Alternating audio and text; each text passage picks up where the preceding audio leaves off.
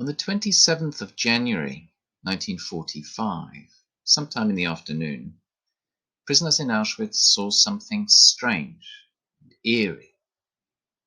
It was a bitter cold day under a leaden winter sky. The paths and roads between the maze of wooden barracks and brick buildings on the sprawling grounds of the concentration camp were covered in snow. Then, suddenly, some of these snow piles started to move. They looked like ghosts, one prisoner thought. But when these strange apparitions came closer, moving past frozen corpses strewn across the grounds, it became clear that these were Soviet reconnaissance troops in white camouflage. And the prisoners knew what that meant. The day they had thought about, talked about, dreamt about, during months or years of indescribable suffering inside Auschwitz, that day was finally here, the day of liberation. There were screams of joy as inmates ran towards the soldiers to hug and kiss them. Others, barely able to stand, emerged from the barracks, draped in coarse blankets, to convince themselves that it really was true, that they were free, and that the SS would never return. We laughed and cried and could not fathom the joy of our liberation, one of these survivors later wrote. At the time, news of the liberation of Auschwitz barely reached the world outside, in sharp contrast to the media blitz after the liberation of camps like Buchenwald and Bergen-Belsen a few months later during the dying days of the Second World War. But Auschwitz was not overlooked for very long, and today it is hard to imagine a time when it was not a household name, a time when Auschwitz was not the symbol of Nazi Germany, of the concentration camps, and of the Holocaust. In fact, Auschwitz has become even more a global benchmark for judging inhumanity. The UN resolution designating the day of its liberation, the 27th of January, as Holocaust Remembrance Day, warns of the universal dangers of intolerance and prejudice.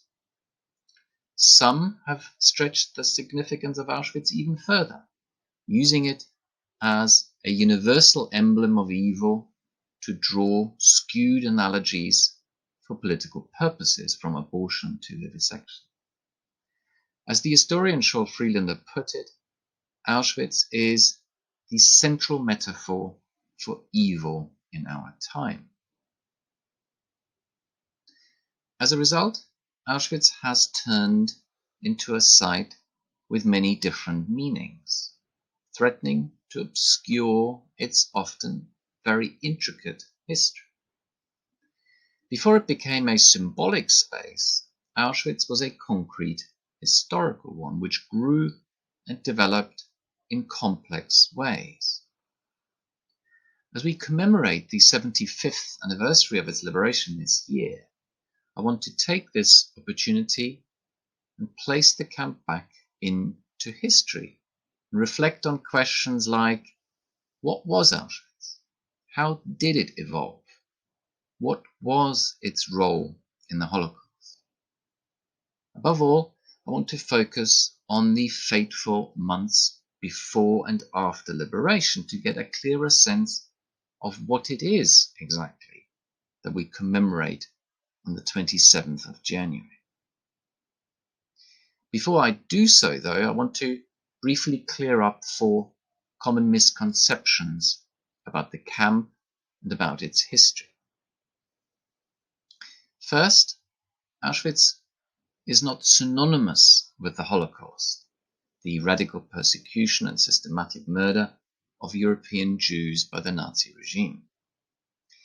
The paramilitary SS, which operated Auschwitz, killed about 1 million Jewish men, women and children there, more than in any other single site within the Nazi Empire. Still, there was more to the Holocaust than Auschwitz. The great majority of the murdered 6 million Jews died elsewhere. Up to 2 million were killed by poison gas in out-and-out death camps such as Treblinka, which operated in Nazi-occupied Poland independently of Auschwitz and the SS concentration camp system.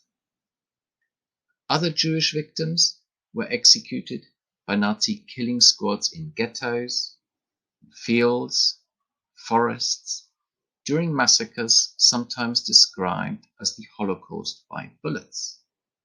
Or they died of illness and starvation in ghettos, in forced labor camps, under the infernal conditions created by the German forces.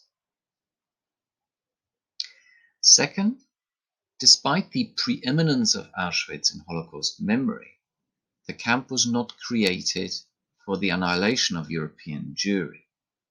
Instead, it was established in spring-summer 1940 to terrorize the Polish population and destroy the Polish resistance.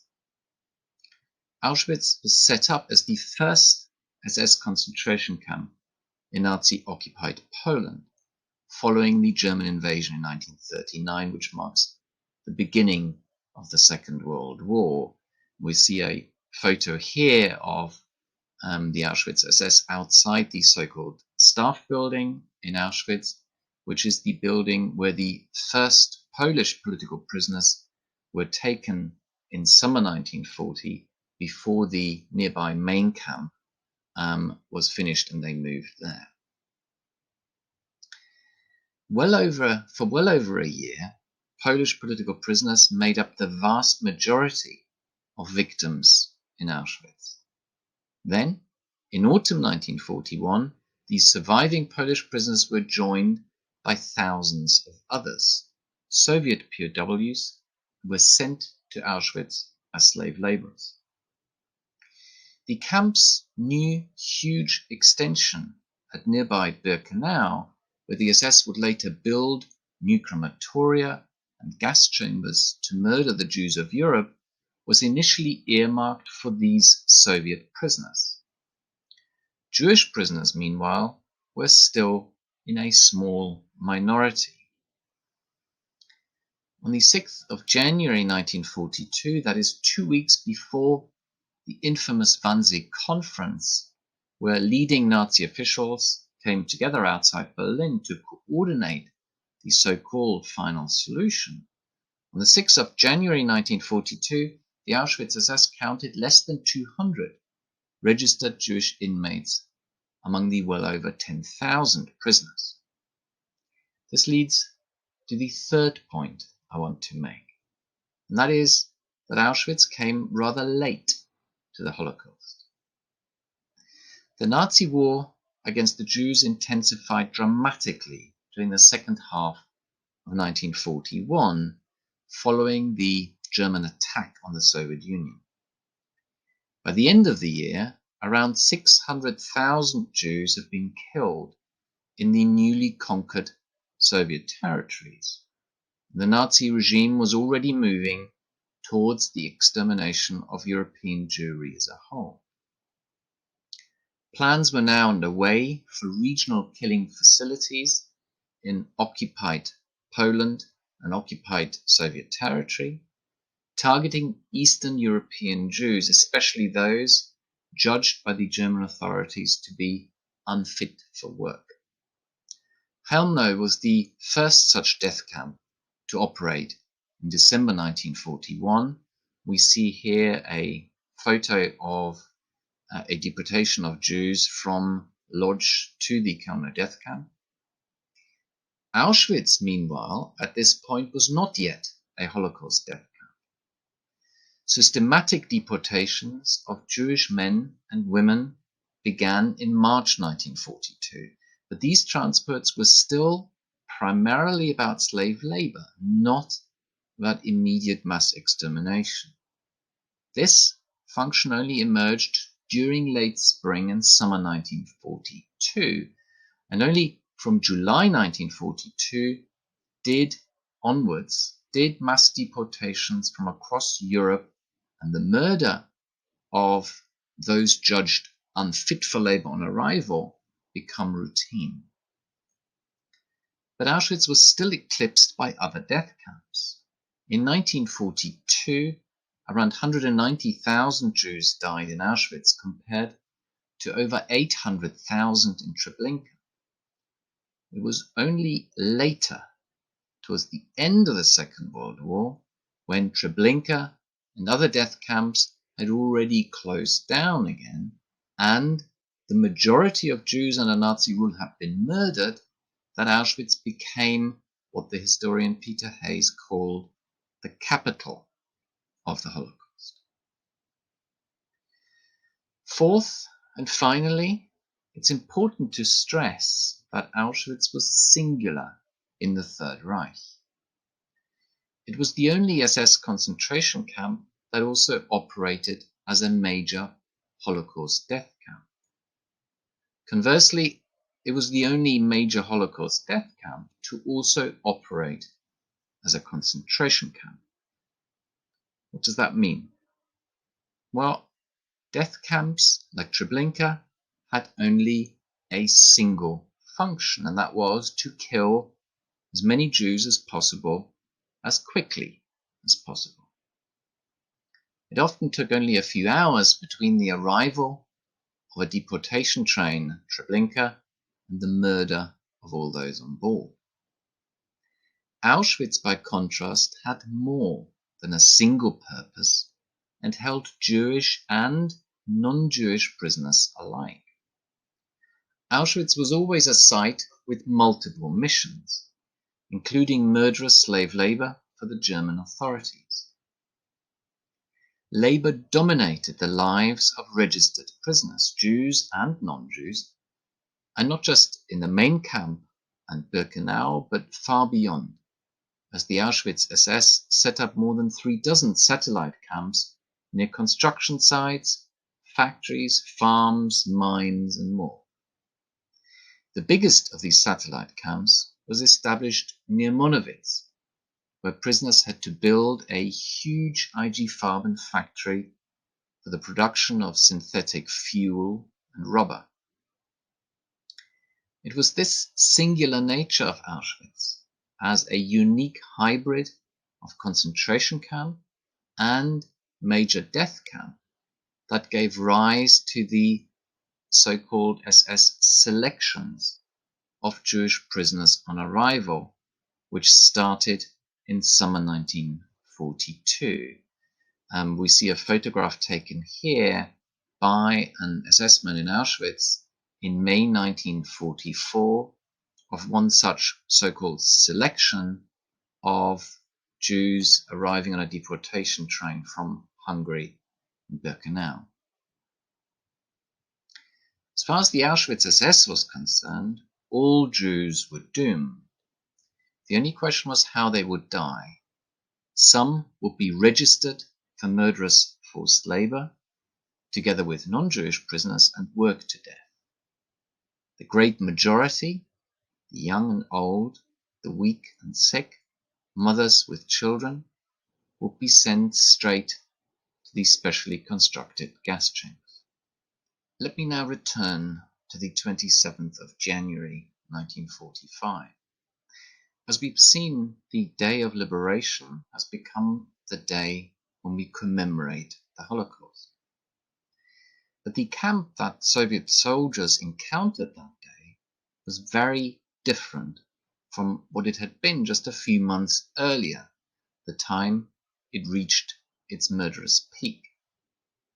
By January 1945, Auschwitz was no longer a huge Holocaust death camp, where thousands of Jews were murdered on a daily basis.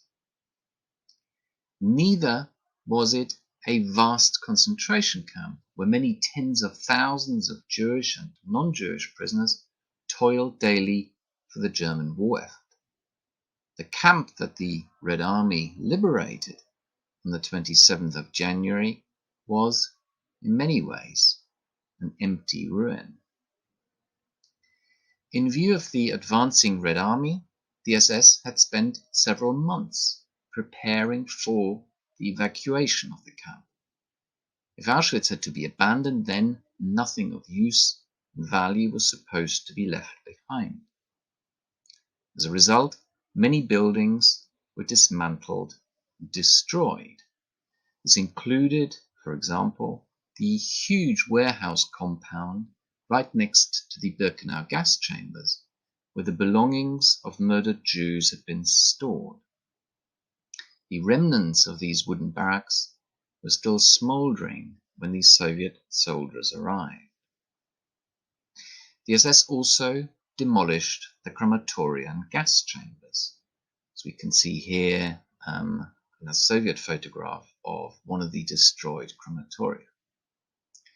Dr. Nikolaus Wachsmann, a Jewish pathologist who was forced to work as a prisoner doctor in Birkenau, watched as inmates tore down the crematoria. Seeing the red brick walls tumble, he later recalled, I had a presentiment of the Third Reich's own destruction. The SS carried out this demolition job until the very end. During the night of 25th to 26th of January 1945, with the Red Army already in striking distance, the SS blew up the last remaining crematorium. All that was left of the so-called death factory were collapsed roofs, broken concrete beams, and piles of rubble covered by layers of snow. This was part of a larger attempt to cover up the Holocaust, just as SS troops had done at other sites of Nazi mass murder. In Treblinka, for example, the grounds where the death camp once stood had been turned into farmland, surrounded by newly planted pine trees. The Auschwitz SS destroyed not only the machinery of mass murder, but also incriminating records like deportation lists. Also, prisoners had to dig up pits full of human remains, crush the bone fragments, and dump it all into a nearby river. But the Auschwitz SS was not all about camouflage and destruction. It was also determined to salvage goods, to reuse them elsewhere. This might seem absurd, given that the Allies were fast closing in on what remained of Hitler's Germany. But the SS could never openly acknowledge that the war was lost. To do so would have been treason. And some fanatical SS men genuinely still believed that the tide could turn. Men like an Auschwitz commando leader who told a prisoner, quote, "Listen up, you Jew, our Führer has a secret weapon which he will soon launch against our enemies." And so the SS shipped out countless items towards central Germany, trying to strip Auschwitz bare. In the last weeks, the SS moved out hundreds of thousands of items from the warehouse compound, including piles of clothes of Jewish children gassed in Birkenau. It also moved away building materials and technical equipment, such as the X-ray machine that had been used for sterilization experiments. And the SS also salvaged some of the murderous hardware. Many parts of the crematoria were taken apart and packed up. As prisoners dismantled the ventilators, they found watches and jewelry hidden by victims just moments before they'd been gassed. The disassembled parts of the crematoria were then shipped westwards, and their final destination was a secret location near Mauthausen concentration camp, where the SS planned to rebuild at least 2 of the Birkenau crematoria. This rebuilding process was supposed to be supervised, it seems, by several Auschwitz specialists in mass murder, who were transferred to Mauthausen in January 1945. Their transfer was part of an exodus of Auschwitz staff towards the end. On the 15th of January 1945, the SS still counted more than 4,500 staff across the complex. These were the men and women who oversaw the winding down of operations and the last murders in the camp, though they also still found time for fun and diversions.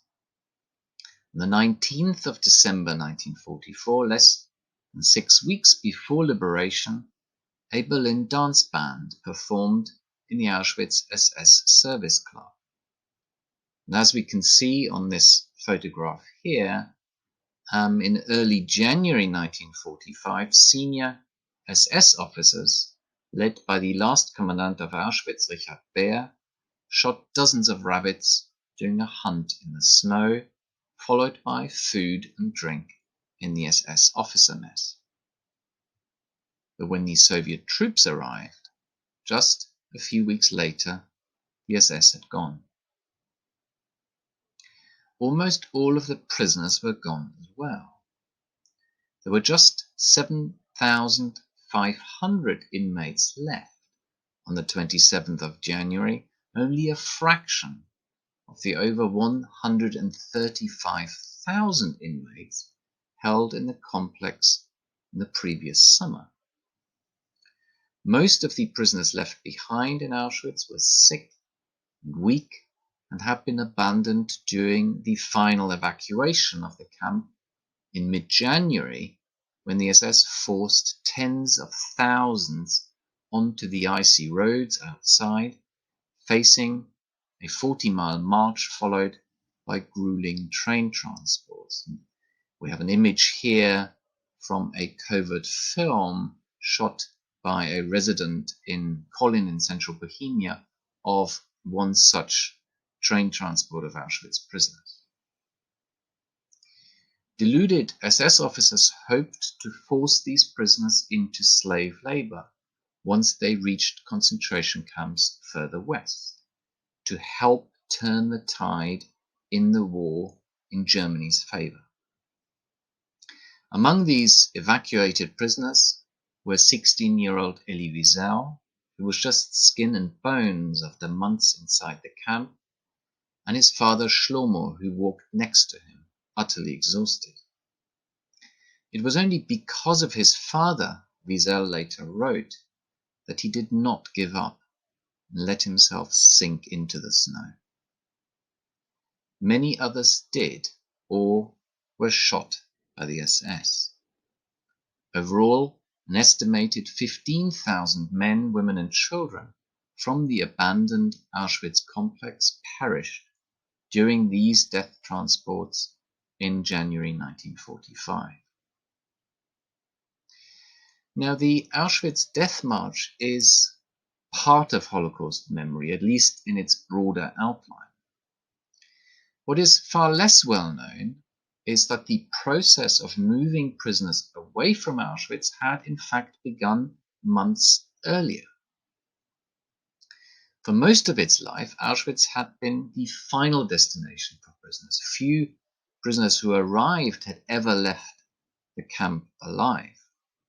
In 1942, for example, less than 2,000 prisoners left Auschwitz for another concentration camp. But that changed in 1944, when the flow was starting to be reversed, and more than 80,000 prisoners in 1944 were sent from Auschwitz to other camps, such as Buchenwald. A number of these mass transports took place in the summer of 1944, and that was linked to the Holocaust in Hungary. Following the German invasion of Hungary in March 1944, the Germans quickly put a huge deportation program in place. Between mid-May and mid-July 1944, trains rolled on an almost daily basis to Auschwitz, bringing at least 430,000 Jews to the camp. Such numbers in such short a space of time were unprecedented in Auschwitz, and so was the murderous frenzy that followed, since the great majority of Jews from Hungary were declared unfit for work by the SS and murdered on arrival. Others, however, were selected for slave labor.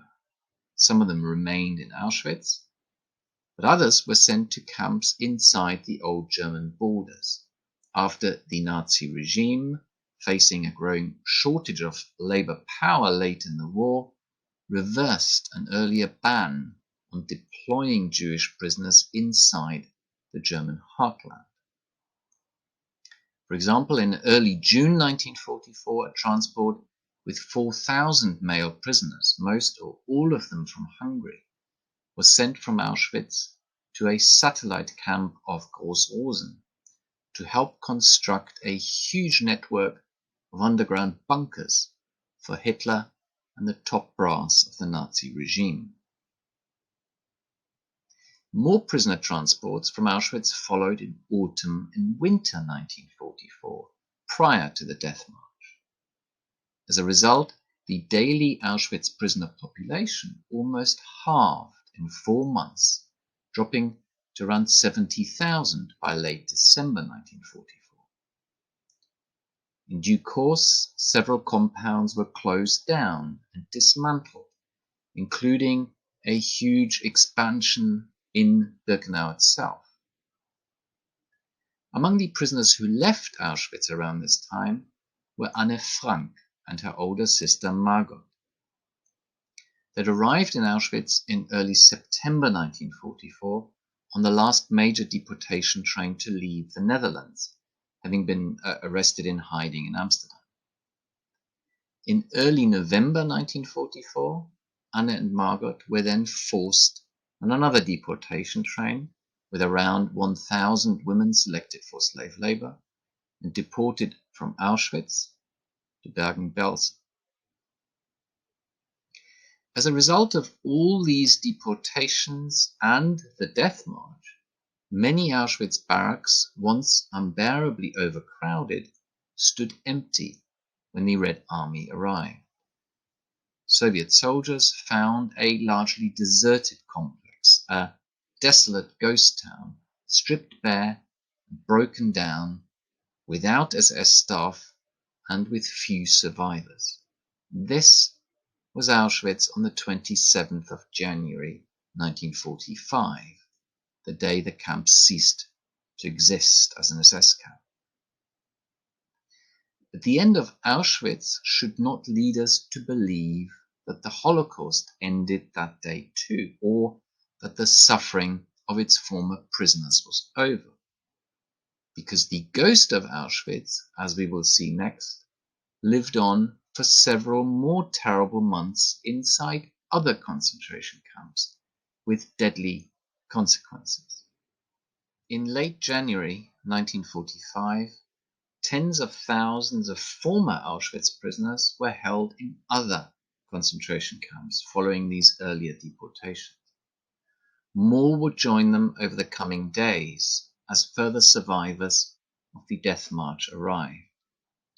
On 27th of January 1945, the very day of liberation, a transport of male prisoners reached Buchenwald, more than a week after leaving Auschwitz.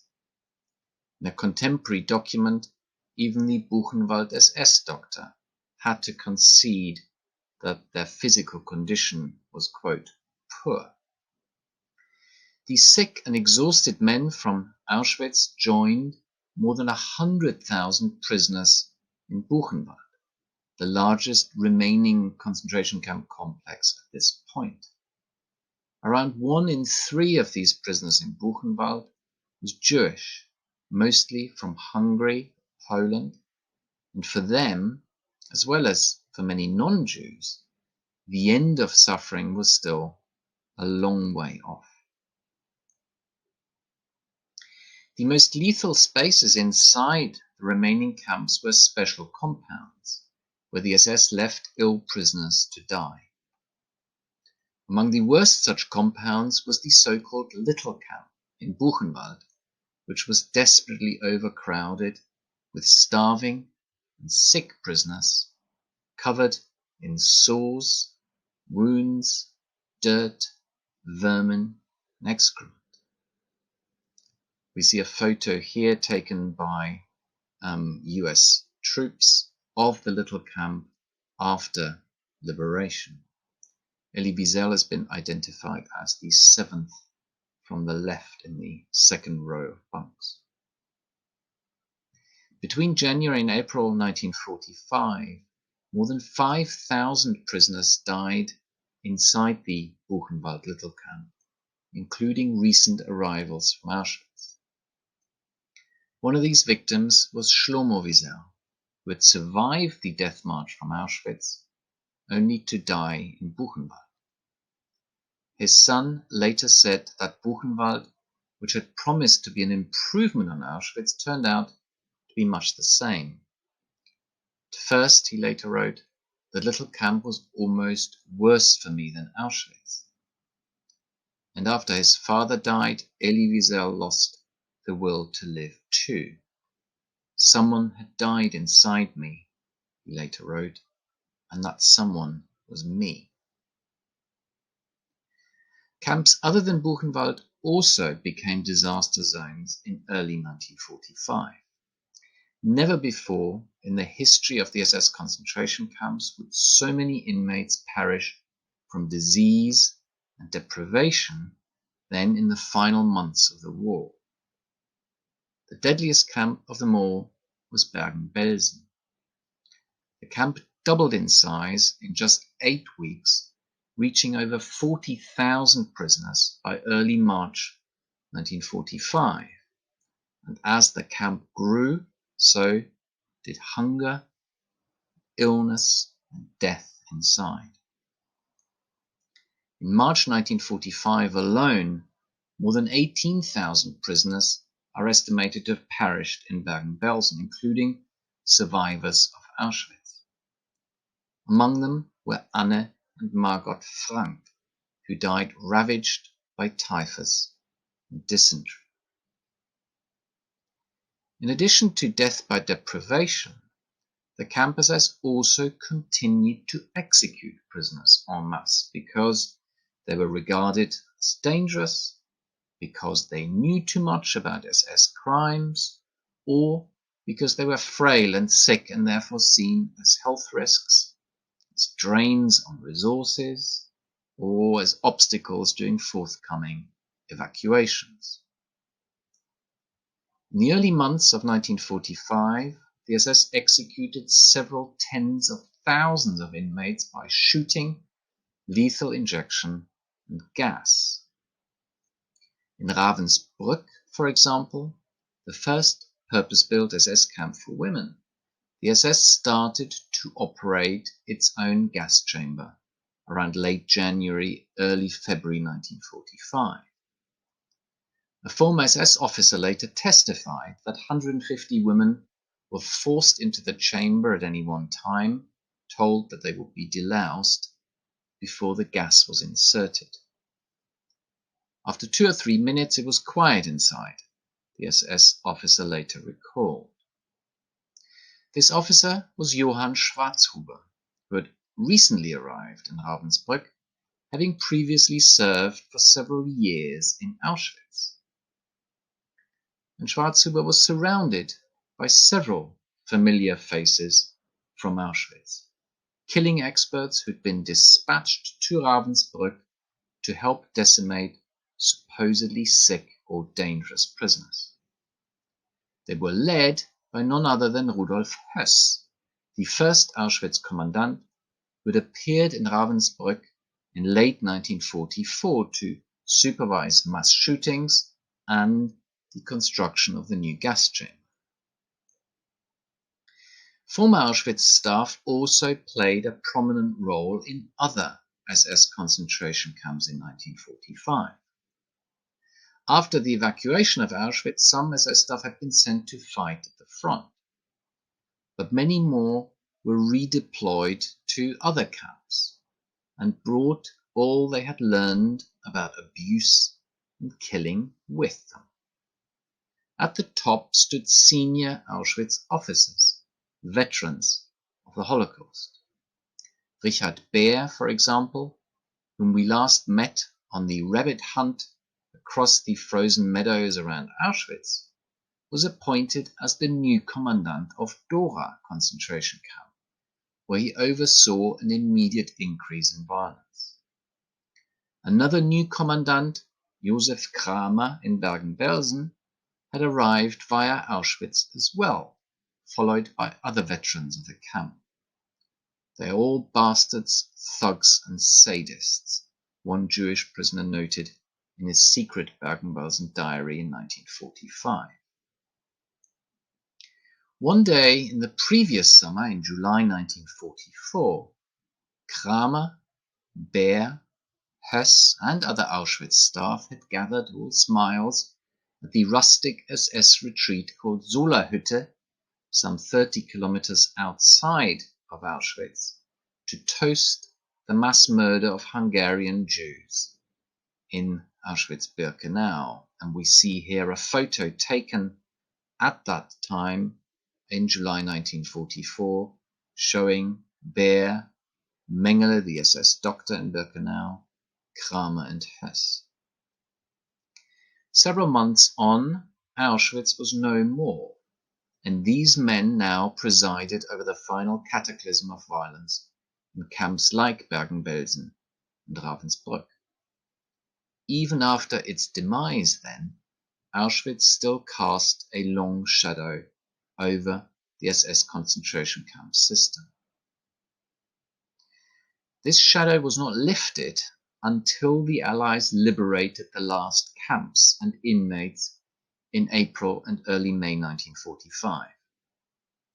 SS killings continued until the very end, inside the camps and on further death marches and transports, as the SS forced hundreds of thousands of prisoners onto the road once more. The SS often shot weak and infirm prisoners who slowed the treks down. And some of these SS killers had first become mass murderers back in Auschwitz. Men like Otto Moll, the former chief of the Birkenau crematorium complex, who had also taken part in the SS celebration of the Holocaust in the summer of 1944 at Solarhütte. His superiors clearly valued Moll's expertise in mass extermination and put him in charge, in early 1945, of a mobile killing unit made up of other Birkenau veterans. The unit participated in murders in Ravensbrück, as well as other massacres, before Moll moved on to a large Dachau satellite camp, where Jewish prisoners knew him as the henchman from Auschwitz. When Dachau was partially abandoned in April 1945, Moll participated in the death march, where witnesses saw him beat up and shoot numerous prisoners who had collapsed from exhaustion. Let me conclude. In recent decades, Auschwitz has become the focal point for remembrance of the Holocaust. We see an older postcard here of the entrance to the main camp in Auschwitz. And there are very good reasons for the prominence of Auschwitz in Holocaust memory. Auschwitz epitomizes the enormous scale of the Holocaust, with more Jews murdered inside than in any other single place in Nazi-controlled Europe. Auschwitz also encapsulates the vast reach of the Holocaust all across Europe.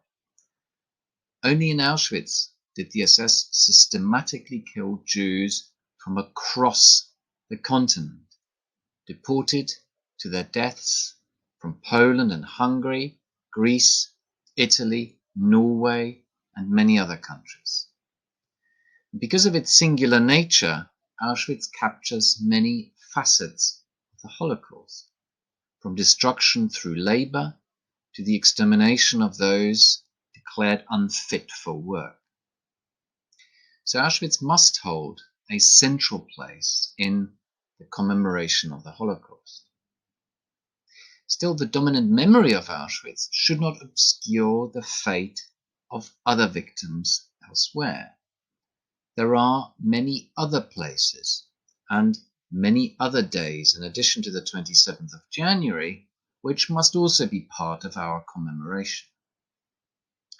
Think, for example, of the 29th and 30th September 1941, when SS and policemen shot over 30,000 Jews, mostly women and children, at a large ravine called Babi Yar outside Kiev, the bloodiest massacre during the Holocaust by bullets.